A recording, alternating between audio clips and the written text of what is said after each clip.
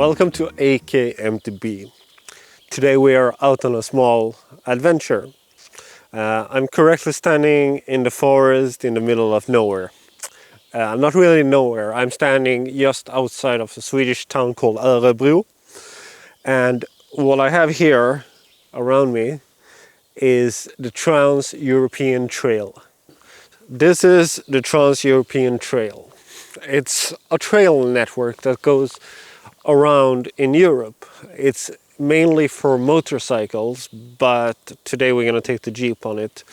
And I think that's very doable, especially in Sweden, because in Sweden we have something called terrängkörningslagen. And what that basically means is that we have a special law for off-road driving, which makes all off-road driving basically legal without special permits and stuff like that. So I think that most of these roads are public roads that are accessible for all kinds of vehicles, because that makes sense according to Swedish laws. We're going to drive it all the way down to maybe Markaryd, Helsingborg, somewhere around there. And we're gonna sleep for one night on the trail, and for sleeping we have this rooftop tent from Autohome. It's a French manufacturer, and I will show you more about that when we're going to sleep. But now you're welcome to join me on the road. Let's go. I totally recommend you to use well, maybe not, but there's an app called TET, Trans-European Trail. A link will be in the description, and that map kind of have a navigation feature, but it's not optimal because you have to still like moving around like this. So I hope they will fix that feature so you could just like press the button and then the phone will turn the map for you, so you don't have to do that manually. But the surface you're driving on is mainly gravel roads.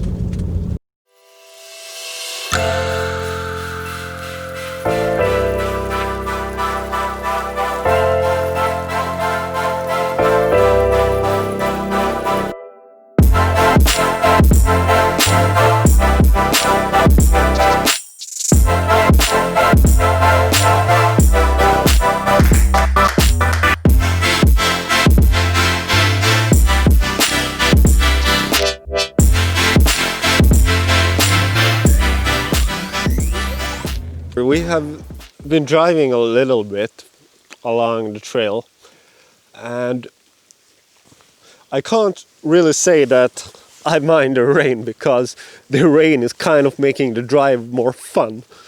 We run into some issues with some single trails, so I think that, well, I know for sure that parts of this trail have single trails.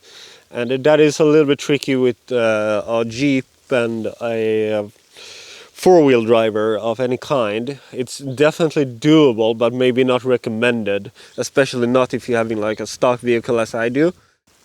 Let's have a look on the vehicle I'm driving and what that is.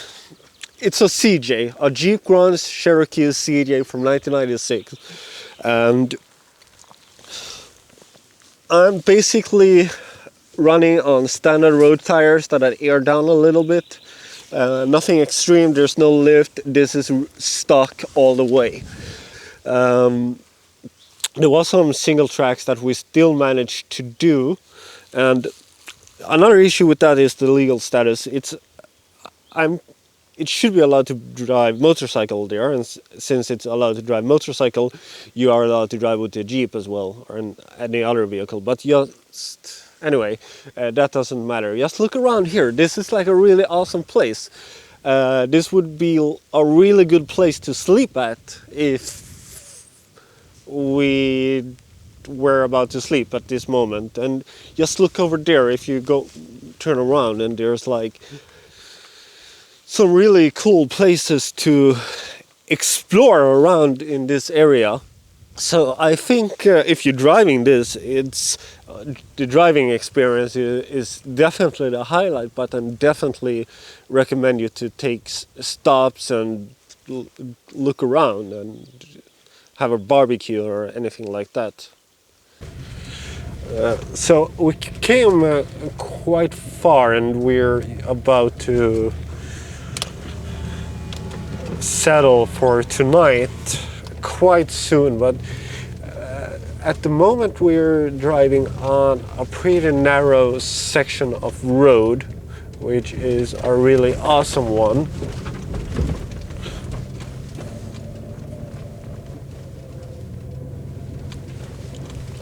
During the... Ooh, this is a tricky... Not too tricky though, but just tricky. During the section of trail that we have been driven on, there's been one section that we had to drive around, a section of single trail, and there's also been some kind of like single trail, still wide enough sections that we've been driving that been pretty fun. This is a typical example of what I consider to be really fun. This section of road it's not really like challenging off-road and what you would drive off-road if you were like really driving off-road, like with lifted jeeps and a built off-road rig. This is just like it's enough of challenge for a stock car with stock tires and stuff like that. And at where we are at now, there's also some trails at the sides that looks like single trails. So that maybe there's they're driving like motocrosses and stuff like that here. So we are settled. We finally found a good spot to sleep at. The drive today was really fun actually. There was a lot of roads that were like a little bit like rally roads. At least I was driving a little bit of rally there. Sometimes I thought I probably had a little bit too fun. Like if you would destroy something, then you would probably have a problem. But anyway, the Jeep made it very well, and the color of it is even better with all the dust. And now it's time to show you the rooftop tent that I got. So if you come closer, the rooftop tent is an Auto It's a French brand. I rented it on a site called Hyglo, and basically what you're doing is you're opening it up there, and then you open it up on this side. Could be a little bit tricky to get it open. You kind of have to push it down and then up. So, but quite simple anyway. So come here to the other side.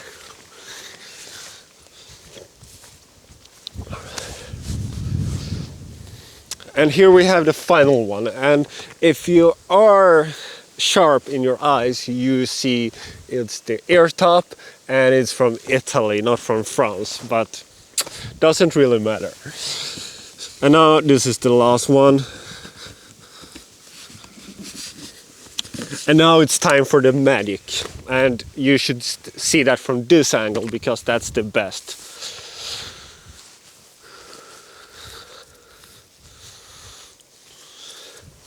So, here with only one push,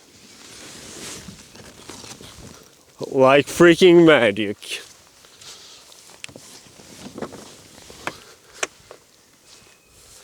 And that's all there is to it.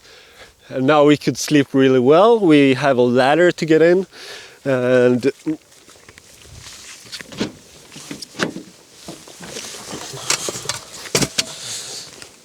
This is the ladder, so if you come here to my side, fold this up, down it goes.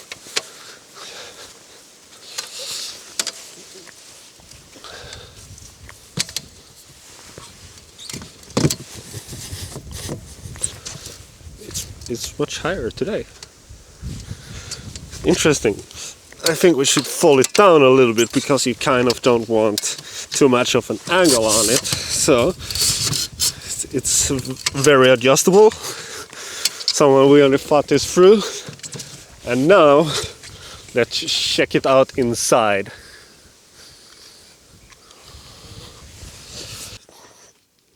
So here we are inside of the rooftop tent, and as you can see, I have all the space I need. I'm about 176, 178, something around there. Don't know how much that is in inches, but or foot, but I'm maybe a little bit above average when it comes to the length, and I have no problem at all fitting in here, sitting up. And when it comes to like laying down, that is not an issue. I could basically like stretch out my arms and legs, and there's still space in here, so there's plenty of space, no doubt. And there is some features. One of the features is that it's dark out. It's really dark when you're folding it down, so you're not gonna like wake up of that morning sun. And when I woke up this morning as well, I noticed that it was not getting really warm because it's made of cloth, and it's kind of keeping it cool in here, so it doesn't steam up as a regular tent. That is at least my expression, my experience from it, just from sleeping into it in one night. And how maybe it's different in the summer, but at this season, well, it is summer, but it was pretty cold in the morning, and we are in Sweden, so but still there was like sun on it in the morning, and it didn't steam out like many other tents does. On the top here, as you can see, there's a storage compartment, and then you have storages on each side, which are attached with cardboard. There's also a pretty convenient light that turns on by touch, and you could kind of like move it around a little bit. There's probably a battery or something to it. I don't really know where that battery is, since I just rented this for this 3 nights. I don't really know all the features like that. As it is right now, I have the vents opened, and that is kind of like releasing in some air in here. That's kind of what makes it possible for me to film in here, otherwise it would just be totally dark. But sleeping in here, that was really comfortable. That's probably the best sleep I ever had in a tent. And another important part of it is, of course, the mattress. You could basically put whichever mattress you want in it, but in this case there is like 2 pretty soft mattresses, and they are not really like a bed, but they are not far away. They are like a hard bed. So if you like the harder beds, you're gonna like this. And you could put your own mattress in here if you find something that you like, and just cut it into shape. We also see some of the constructions here, and there is some hydraulic springs here that helps keeping it open, and then you have the fold-up construction. When it comes to the stability and wind, that is something that I haven't experienced yet. Last night we were just like sleeping as it was, but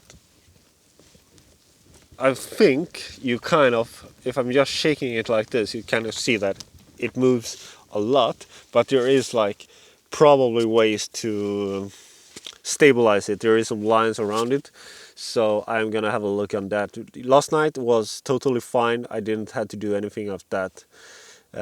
So I think this night gonna be probably the same. We're gonna sleep really good, and tomorrow we're gonna drive the next part of the Trans-European Trail and see what it has to offer.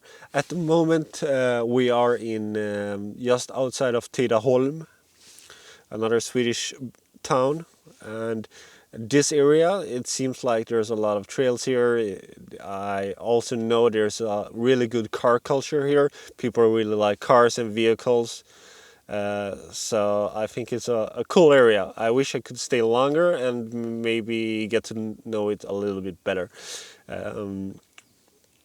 Anyway, now it's time for us to eat, and then we're going to sleep, and we have a new day tomorrow. When we woke up this morning, it was raining quite heavily, so we decided to just take down the tent and start driving. And so I didn't get the chance to show you how we're folding this tent down. It's quite simple, and now when we're back home, we cleaned it out, so I thought it's about time to show you how to take it down. It goes pretty easy. Well, of course, the battery in my microphone died during recording, so we have to go voice over with this part. Folding down the tent is quite simple. I'm starting by pulling the string in the tent, and basically you're doing the same on the back, and then you push everything that sticks out back into the tent. Take note that when you're pushing the back, the string has to be behind the fasteners, and it's a good idea to put the fastener in place because it tends to pop up. And as you see here, I was forgetting to put the string behind it, which I realize now, and putting it behind.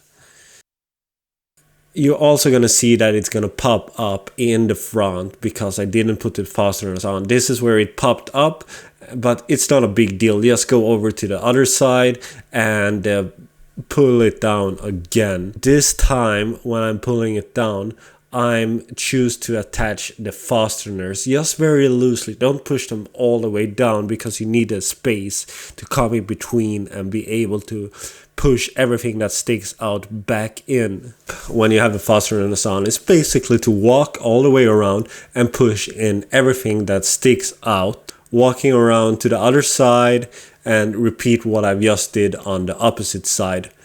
This is a walk around and repeat, do it all evenly, make sure that nothing is in the way because there is two grooves that kind of has to overlap each other. This is not really a rocket science. It's works very easy. You just have to be a little bit patient with it. It's nothing that is really a hassle at all. It's actually very simple. So now I'm using my hands to make sure that it goes down. Something is in the way, so I go over to the other side, starting there, pushing it down. What I'm noticing here is that it got a little bit uneven, but you could easily push it side to side. Pop-up construction supports that kinds of movement, so you don't risk ruining it. And as you see, now I could get it down easily. So there's no gap in the front. And from now, I'm just going to the back and redo the same thing. And that's all there is to it. We made it back home, and we didn't really run into any issues along the trail except from one puncture which I managed to repair with the plug that I put into the tire. Unfortunately I didn't film that. That was pretty stupid, but anyway, my impression of the trail was that it was actually really fun to drive. There was a lot of gravel, for sure, mostly gravel. Some single trail that were not accessible with a Jeep, and then there was some narrow trail as well.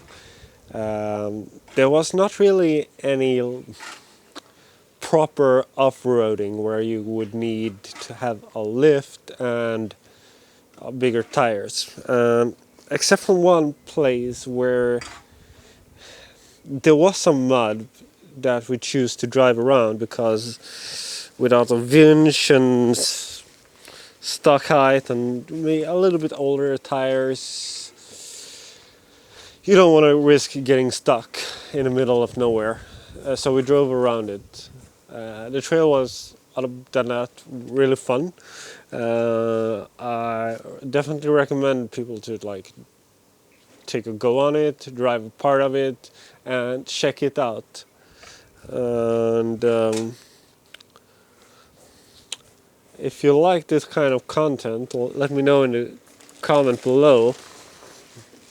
And also click up here to subscribe, and click up here to get a playlist with the Jeep and Jeep related stuffs. Thanks for watching, and I see you later.